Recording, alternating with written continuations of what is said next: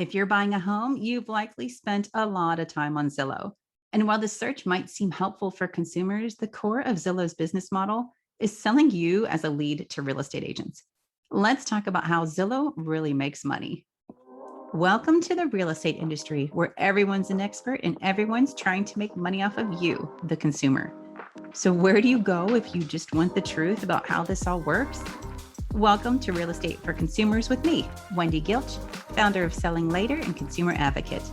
We'll learn how the industry really works, how all of these companies profit from you, and who the good players are in the industry.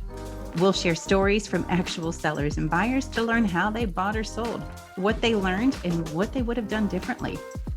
Learn the truth about the industry from people who aren't trying to make a dollar off of you.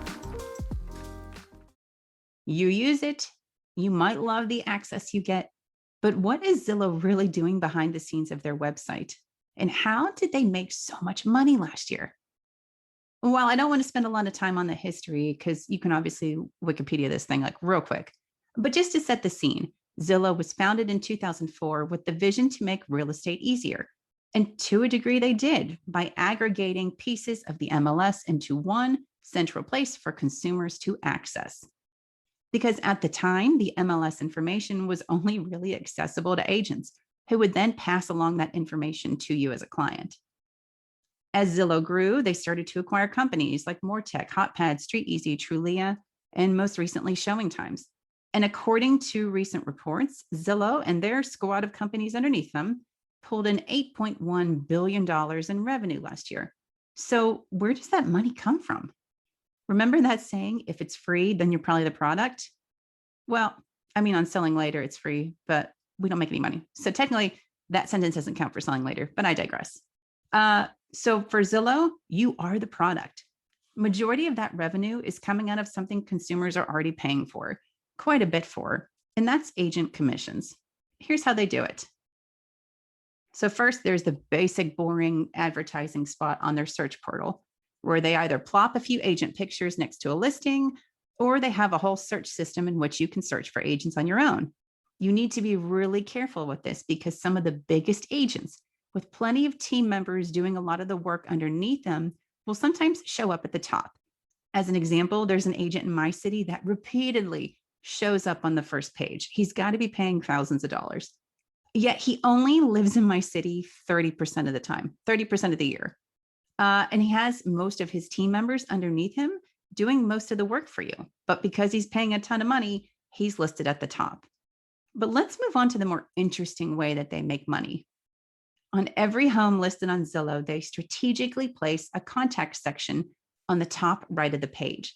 And a lot of consumers think this sends a message to the listing agent, but it actually takes you somewhere else. As a helpful hint, the listing agent information can sometimes be found crammed into the overview section, but I've noticed lately it just states the brokerage and the phone number with no name. So it might be different in your city, but if you're looking for specific listing information, check the overview section. But let's go back to the contact agent button. Where the heck does it take you? Well, it depends on your city, but majority of the time, it's going to send you over to a warming center.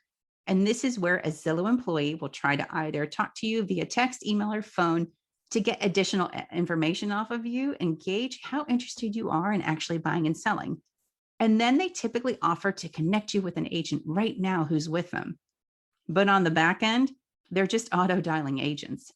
Not just any agent, but it's an agent that agrees to give Zillow a ton of money for your info. And that could be a few hundred to $10,000 a month. But what's interesting is if an agent doesn't answer, they just move on to the second one. And if that agent doesn't answer, they'll just move on to the third one. And so really all you're getting connected to is an agent that's willing to pay money for your info and answers the phone the fastest at that very moment. But here's where things are taking a turn for the worse for consumers. Buckle up. Last year, Zillow slowly started to roll out this quote unquote flex program for agents, in which they'll send consumer information that you fill out via the contact button to leads as an agent. But that agent only has to pay Zillow when you close, if you close with them. So you're connected with a buyer's agent, but you end up not buying anything, then that agent doesn't have to pay. However, If you do buy a home with that agent's going to be paying Zillow a ton of money. And from what I am told, that amount is around 30% of whatever commission that agent makes off of you. And this is agreed upon between Zillow and that agent before you ever end up speaking with them. So let's put this into some numbers. Let's say you're selling your home for $400,000 and you agree to pay the listing agent 5%. Assuming the listing agent is going to split that 5% equally with the buyer's agent, we can assume that your listing agent will be walking away with $10,000. But before your agent does anything else with that $10,000, like give their percentage to their broker they normally have to give out, they have to pay Zillow first, and they would pay Zillow $3,000. And this is the problem. We surveyed agents and discovered that 70% of them would be more open to negotiating their commissions if they didn't have to pay a referral fee or a giant monthly fee to other companies like Zillow. Good, because think about it. What's left for you to negotiate when your agent is already paying $3,000 of their earnings to someone else? And we've also read stories of a few agents who actually increased their commission percentage for a client to help recoup some of those referral loss fees. But the same goes for buyers. So while there are some cases in which a buyer's rebate may not be feasible, or in those few states where they're still not legal, which I can't figure out why, you lose the opportunity to even have that discussion when a referral fee is in play. And you also diminish your agent's chance to be flexible with helping close the deal by helping to cover the cost of one of the repairs that needs done. But wait, there's more. Here's where you as a consumer really need to start paying attention. With the flop of Zillow's iBuying business last fall, they recently announced they're going to go back to focusing on lead generation and quote unquote supporting real estate agents. They plan to increase their revenue from agents by $1.5 billion over the next few years. But what's interesting is around this same time that the iBuyer model flopped for Zillow, their competitor, Realtor.com, recently rolled out their own quote unquote referral program last fall. And it turns out that quarter, Realtor.com had more quarterly revenue than Zillow, which doesn't normally happen. In fact, 30% of Realtor.com's revenue from that quarter was strictly from their new referral program. Hey, on an editor's note, I just want to remind you that Realtor.com is operated by News Corp and not the National Association of Realtors. So let's go back.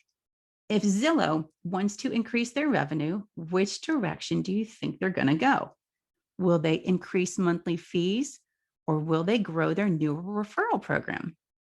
In my opinion, the quickest way for them to catch up to their competitor is to dive into the referral program, which is already in multiple cities, their Flex program. But what's interesting is they won't tell you exactly where they're doing this. They only tell you a few cities and then say it's by invitation only. So you have no idea what areas they're actually already doing this in. So when you're going to contact an agent through Zillow, they could be paying $100 for your info or $3,000, and you have no idea. But the problem is when you're already talking with that agent, there's already that agreement with Zillow in place, and you can't do anything about it. So think about this the next time you're shopping around on Zillow. One click of that contact agent button could drastically change your opportunity to negotiate savings. Not to mention the amount of spam and calls you will likely get from their quote unquote affiliates in lending and other services. Honestly, read the terms when you click to send something in there. It tells you flat out who they're going to send your stuff to. As a quick reminder, because I see this question a lot on real estate forums, just because an agent from Zillow called you or took you to look at a home, that does not mean you have to use them unless you signed an agreement with that specific agent, which we can talk about next time. Have a story you think would help future sellers and buyers, or have a question about how everything works? Reach out to us at realestateforconsumers.com.